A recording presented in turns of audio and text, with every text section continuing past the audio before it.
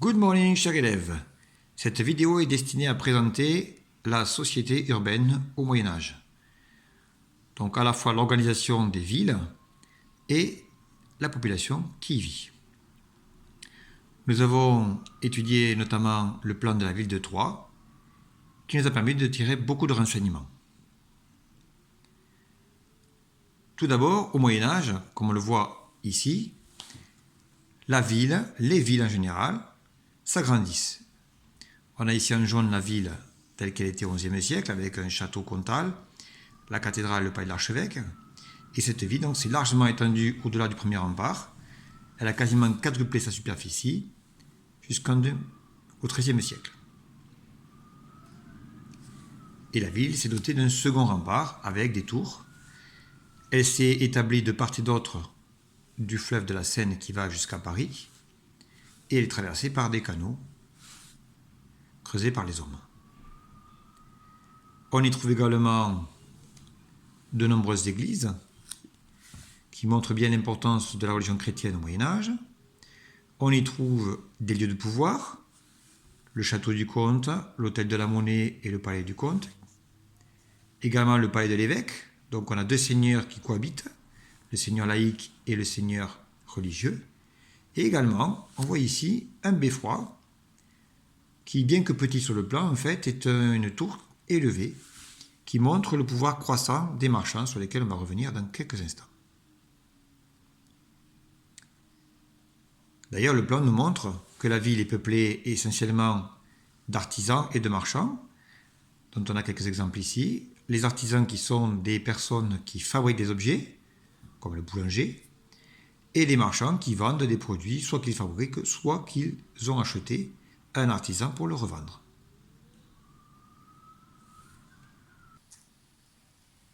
Que ces villes naissent autour d'une église, d'un château, d'une abbaye ou d'un monastère, ou bien qu'elles soient créées sur la volonté d'un seigneur, donc des villes nouvelles quadrillées, en tous les cas, les villes du Moyen-Âge présentent des ruelles étroites, sombres et sales. À l'époque, circulaient essentiellement des charrettes ou des chevaux. Il était inutile d'avoir des rues très larges.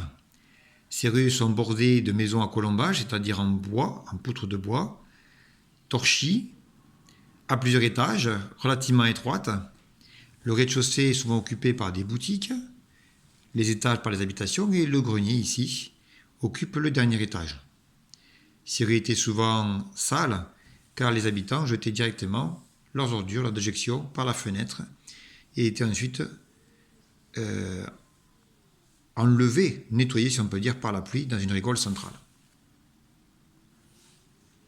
Vous remarquerez également que le premier étage est souvent décalé par rapport au rez-de-chaussée, puisque à cette époque-là, les impôts étaient fonction de la surface au sol, et donc les habitants gagnaient quelques mètres carrés à l'étage, qu'ils ne payaient pas forcément. Les villes étaient peuplées de différentes catégories de population qui étaient hiérarchisées en fonction de leur catégorie sociale, en fonction de leur richesse. Au bas de l'échelle, on trouvait de nombreux mendiants. On trouvait également de très nombreux artisans qui eux-mêmes étaient hiérarchisés selon leur savoir-faire, c'est-à-dire que on passait d'apprentis, débutants dans le métier, à compagnons après plusieurs années d'expérience, pour enfin devenir maître, c'est-à-dire boulanger avec sa propre boulangerie dont on est le patron. Enfin, au sommet de la hiérarchie de la population, on trouvait les bourgeois, c'est-à-dire des marchands riches.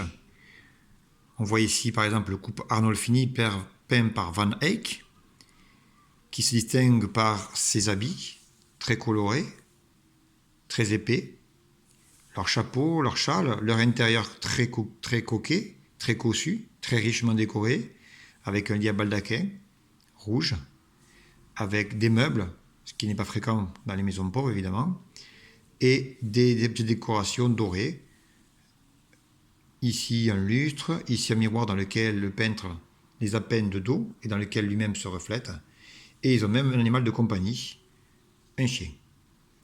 Et ces bourgeois ont tellement les moyens qu'ils peuvent également demander à un peintre de se faire représenter, leur passe commande, et le peintre leur fait donc leur propre portrait. Ici, portrait de pied. Dans certaines villes, on a même les premières universités qui se forment, dont des écoles destinées aux meilleurs jeunes, aux jeunes qui ont du mérite, souvent les fils de marchands ou de seigneurs, qui vont former l'élite de la ville. De même que la population est hiérarchisée en fonction de sa richesse, eh bien, les villes au Moyen-Âge vont progressivement se hiérarchiser selon leur intégration au commerce européen. Et ainsi, nous avons vu le cas de la ville de Venise, qui par sa position à l'époque était stratégique dans le commerce européen, puisque elle faisait du commerce avec l'Afrique, l'Asie, possédait plusieurs comptoirs et colonies en quelque sorte, territoires autour de la Méditerranée et de la mer Noire. Elle prélevait donc des marchandises de ces continents, Afrique et Asie, qu'elle amenait dans son port. Et de là, les grands marchands, parmi lesquels les doges, par exemple, qui ont pris la direction de la ville, allaient par la route échanger leurs marchandises dans des foires, soit en Europe centrale, soit ici, dans la ville de Troyes dont on a parlé au début de la vidéo.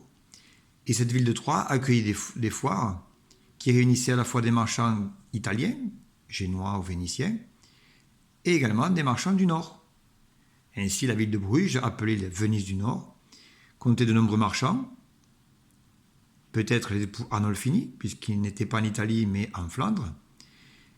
Et ces marchands flamands allaient récupérer des marchandises, eux, dans le nord de l'Europe, en Angleterre ou en Scandinavie, des produits comme le bois, la fourrure ou le hareng, qu'ils amenaient à Bruges.